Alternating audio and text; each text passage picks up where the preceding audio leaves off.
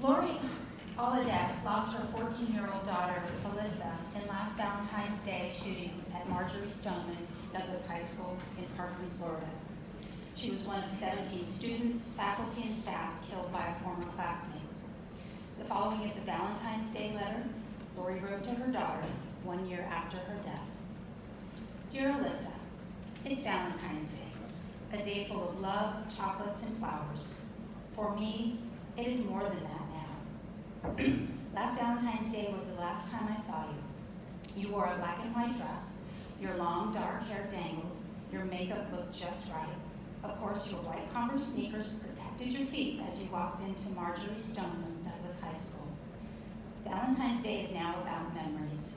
Today, like all days, I remember. I remember you weren't looking forward to going to school that day. Like many other 14-year-old girls, you wanted a Valentine and were disappointed that you didn't have one. High school love is magic. I was 14 once, and those butterflies have whirled inside of me too. I wanted that for you.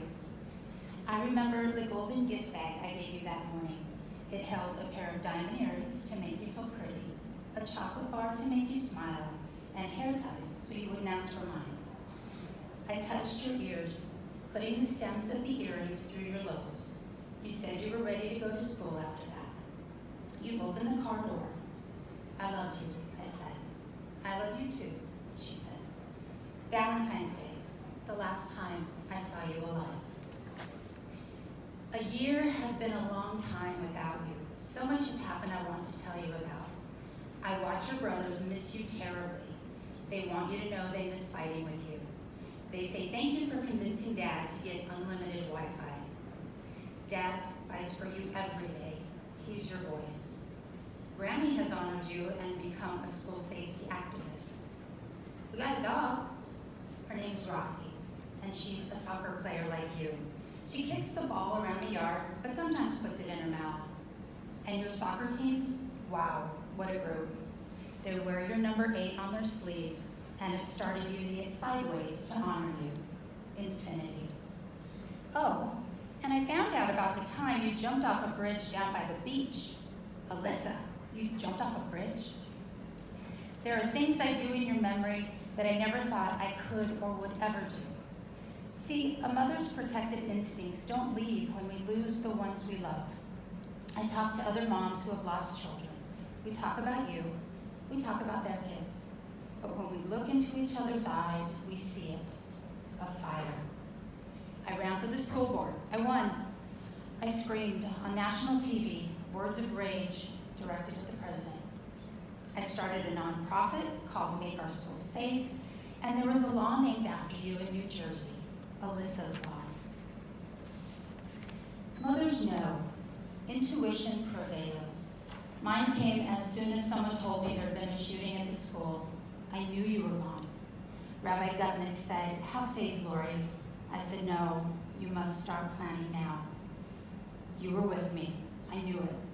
We lost 14 students and 3 teachers, 17 beautiful people we as a community needed to bury. You were the first.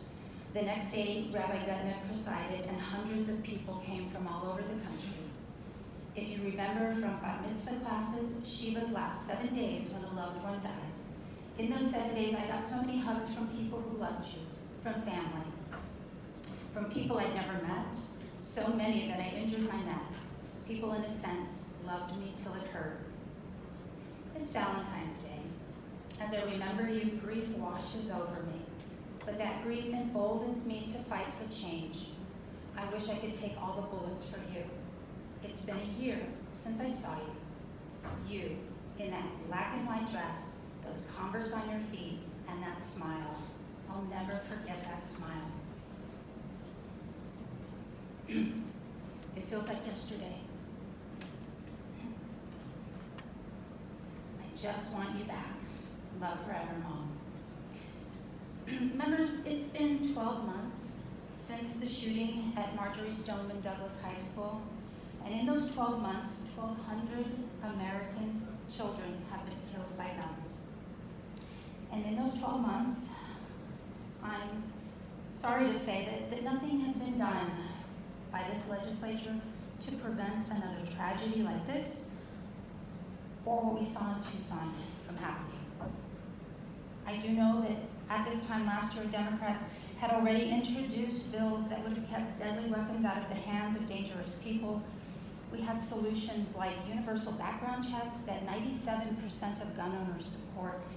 And we had solutions like extreme risk protection orders, which would help identify and stop troubled individuals from committing violence. We have those solutions again this year in bill form, in the system, waiting for a hearing. Our solutions can help save lives. They can help save the lives of children learning in their classrooms. They can help save the lives of women in domestic violence situations. They can help save the lives of Arizonans who want to speak with their elected representative at a Safeway on a Saturday. Today, on this day of remembrance, I ask that we not let this anniversary just be another day on the calendar.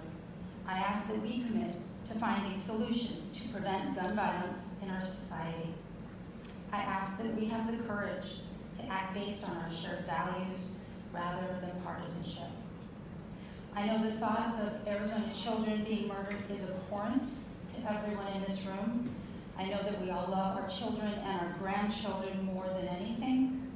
I know that not one of us would want them to experience violence the way the 17 children at Parkland did, or the way the 20 first graders at Sandy Hook did. I cannot begin to understand the heartbreak and pain that Alyssa's mother feels today. I can imagine there is no greater grief in this world than being a parent and having your child leave this earth before you. We do not have the power to go back and prevent the grief and the tears shed by families that have lost loved ones to gun violence. But I do believe that we here today, we have the power to save lives. We also have the compassion and the humanity to do so. So colleagues, I would ask, is there not a solution that we can all coalesce around? I believe that there is. I believe that if we try, we can find that common ground. Next week is the last week to take your Senate bills.